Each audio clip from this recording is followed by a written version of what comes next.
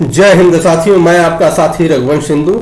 आज हम गोरखपुर के पूर्व जिलाधिकारी श्रीमान विजय किरण आनंद जी का वो इंटरव्यू आप लोगों को सुनाएंगे कि जिस इंटरव्यू में उन्होंने इस बात को स्वीकार किया कि किस तरह से शिक्षा व्यवस्था में जो प्राथमिक विद्यालय है या उच्चतर प्राथमिक विद्यालय है, उन सारे विद्यालयों में पुस्तक क्यों नहीं पहुंच पा रही है, इस पर उन्होंने स्वीकार किया। परंतु वो बात करने के पूर्व हम इस बात पर चिंतन करें कि क्या सरकार के पास इतने संसाधन नहीं है कि बच्चों को पुस्तक मुहैया करा पाए।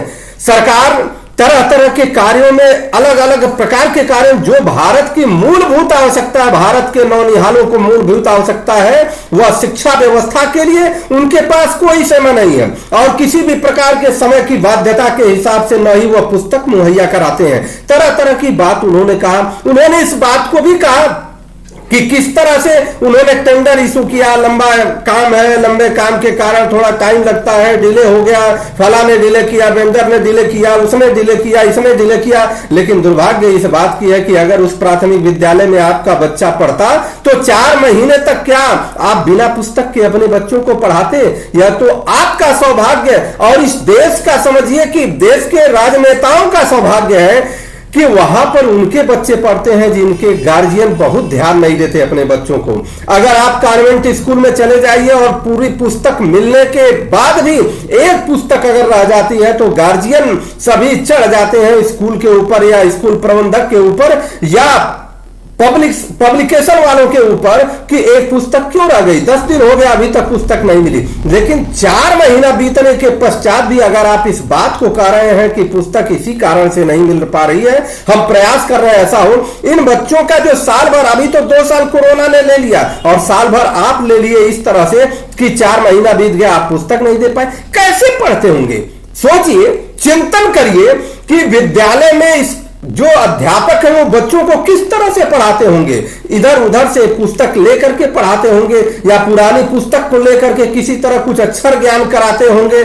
क्या आप सभी लोगों का और सबका यही योगदान है कि केवल ये साबित करते रहें कि अध्यापक स्कूल नहीं जाते हैं, अध्यापक चोर है, कर्मचारी चोर है, कर्मचारी स्कूल नहीं जाते हैं? क्या अध्यापक के ऊपर ही सारा दिमाग नहीं लगा हुआ जिसके कारण आप लेट हो गए? ऐसा है। और आप वर्तमान समय में जो शिक्षा की व्यवस्था की बात आप करते हैं, वो शिक्षा की व्यवस्था पूरी तरह से ध्वस्त है।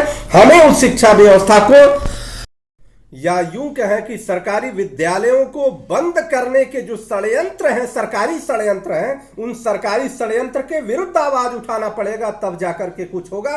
नहीं तो समाज में और भारत की जो मूल परंपरा रही है, हमारे सरकारी विद्यालय के माध्यम से लोग संस्कृति सीखते थे, बच्चे संस्कृति सीख करके राष्ट्र निर्माण में अपनी योगदान देते थे और इससे हम लोगों को जागरूक होना। DG school education Vijay Kiran Anand इस साथ मौजूद है। विजय जी, अब तक देरी के कारण हमें बताएं, स्कूलों में किताबें नहीं पहुंच पाई कि गत वर्ष में समय से पहले ही इसकी पूरी प्रक्रिया शुरू की थी और निविदाएं आमंत्रित की गई थी और काफी बड़ा टेंडर होता है और बहुत सारे आपत्ति करते हैं। आपसी प्रतिस्पर्धा में क्योंकि उसमें आपत्तियां आई थी और टेंडर की शर्तों को बदलने की बात आई थी, नियमानुसार कार्रवाई पड़ा, सख्त कदम लेना पड़ा और काफी चीजें आई थी। इलेक्शन और आचार चल रही थी और हर स्तर पे काफी प्रयास करके पूरा किया गया और लगातार कार्यादेश भी दिए और लगातार निष्पादन किया जा रहा है। वेंडर मैनेजमेंट बहुत कड़ाई से किया जा रहा है और कोशिश की जा रही है कि जो समय सारणी हमने किया उसको 100% करते हुए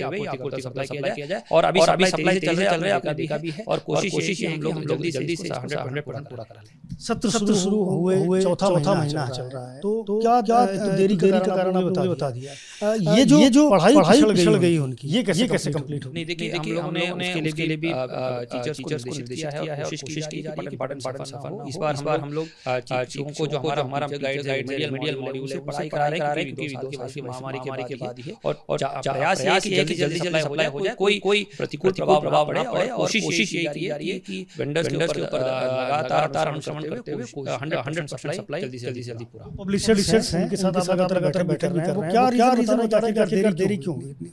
नहीं जो एक जैसे मैंने कहा परिस्थिति ऐसी थी कि नॉर्मली जैसे कार्यादेश हम लोगों ने किया, उसके बाद लगातार उनका काम शुरू हुआ। और दूसरा मार्केट की परिस्थिति ऐसी उभर के आई, उन लोगों द्वारा बताया जा रहा है कि यूक्रेन वॉर की वजह से समस्याएं, एक्सपोर्ट्स की वजह से और विभिन्न कारण बताया गया, लेकिन हालांकि वो सब कारण आपूर्तिकर्ताओं के लिए बाध्यता हमेशा रहेगी कि वो हमें 100% समय जो कॉन्ट्रैक्ट में रखा गया उसी अनुसार करें। और इसी के लिए हम लोग अनुसरण कर रहे हैं। उनको प्रशासन से जो भी सपोर्ट चाहिए वो हम लोग करवा रहे हैं, उसमें भी सपोर्ट कर रहे हैं। लेकिन हमारा मकसद और हमारी मंशा है कि 100% लोग शासन के क्रम में समयबद्ध रूप से उसको सप्लाई करा। सवाल है देरी की कोई लापरवाही भी है और क्या इसकी जांच करेंगे? हर स्तर पर इसकी समस्या हुई है और हर स्तर पे भी इसकी मॉनिटरिंग हो रही है।